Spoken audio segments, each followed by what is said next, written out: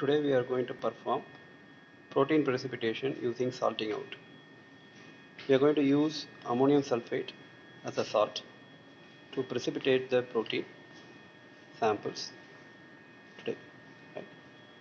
The step number 1. So what we have done is we have prepared a BSA, 25 ml of BSA, the concentration of 1 mg per ml. So in the falcon tube. So the step number 1, we are going to precipitate this protein with the help of 20% ammonium sulfate. Right? So the calculation will be taught in the lab session. So that is 2.58 grams of ammonium sulfate. We are going to dissolve the entire 20% of ammonium sulfate for the 25 ml of BSA sample with the help of magnetic stirrer. So you can start the magnetic stirrer, keep the rotation at optimum so that there is no swelling happens. And we have weighed ammonium sulfate. You add the ammonium sulfate step by step, so that there is no clumps forms. So this is for 20%. So you need to leave it like this until it's completely dissolved.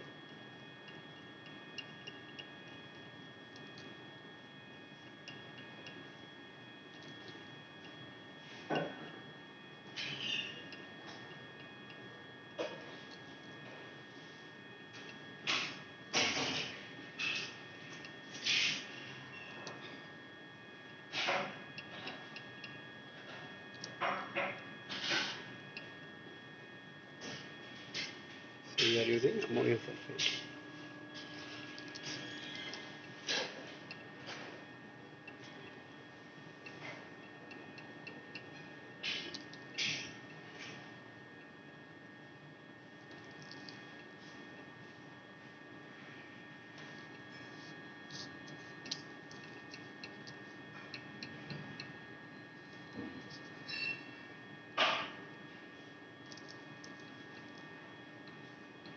The concept here is you try to reduce the solubility of the protein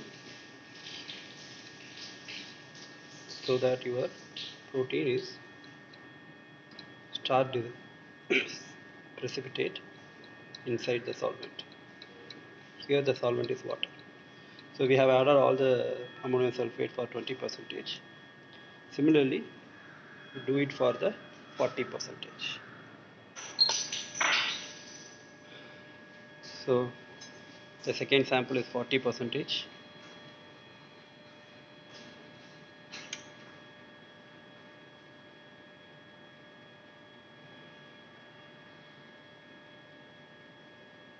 Right. So slowly again you add the ammonium sulfate. The amount need to be taken. You need to calculate for 40% of 40% saturation of ammonium sulfate for 25 ml of sample. You will learn the calculation in your lab session. So accordingly you have to weigh, then you need to add slowly.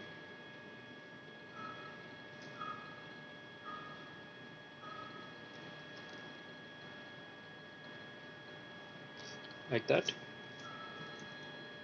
So once the cycle is over, then you need to prepare the sample for 40%, 60% and 80%. We have done 20 and 40 now. So similarly you need to do for 60 and 80. So beyond 80% is very difficult to dissolve because it reach towards saturation of ammonium sulfate, that is 100%. That is very difficult to dissolve. So we limit ourselves to 80%. So you have to leave it like this until it's completely dissolved. Right? In lower saturation it easily get dissolved, but it's very difficult for the higher saturation. So after dissolving 20, 40, 60, 80 percentage. We have collected those samples in the falcon tube. So we are going to centrifuge that. So only we have 4 samples, 20, 40, 60, 80.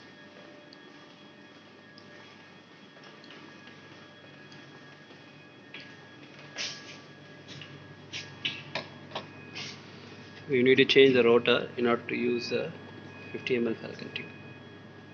So 4 samples.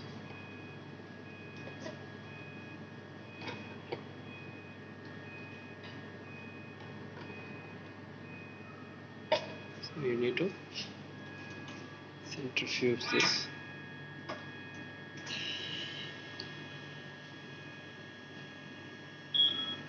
So you need to wait for until the centrifugation is done.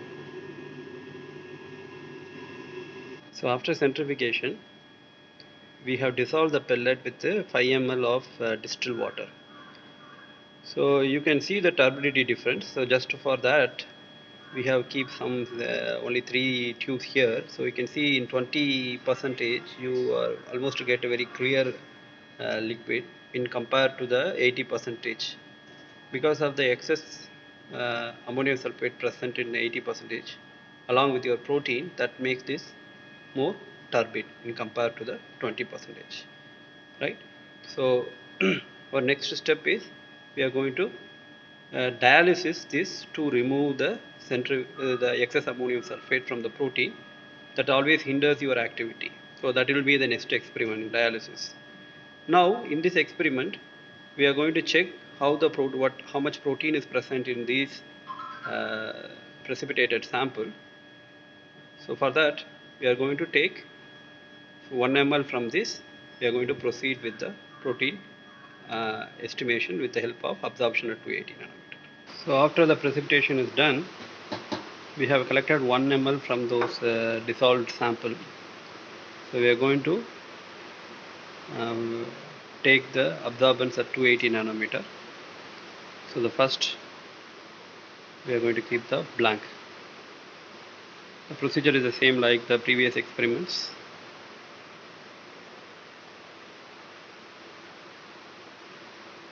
We is adding in the cuvette.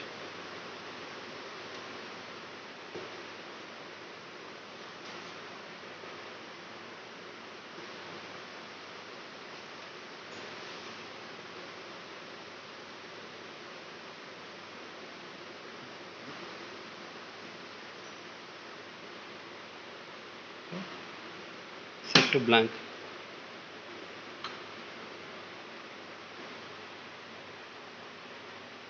So again, water is the blank which we are using. So now blank was set. So next we need to do for the sample 1. Now is going to add sample 1. That is 20 percentage.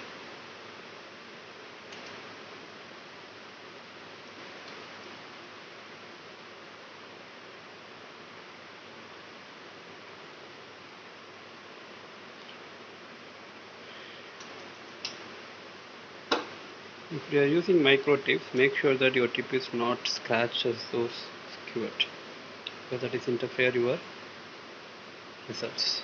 We are just wiping outside, but if the scratches happen inside the cuvette, then it affects your reading.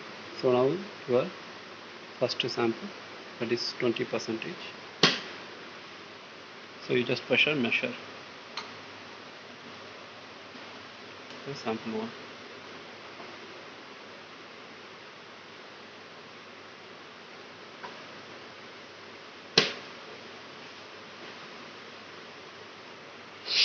Now your second sample, it is 40 percentage.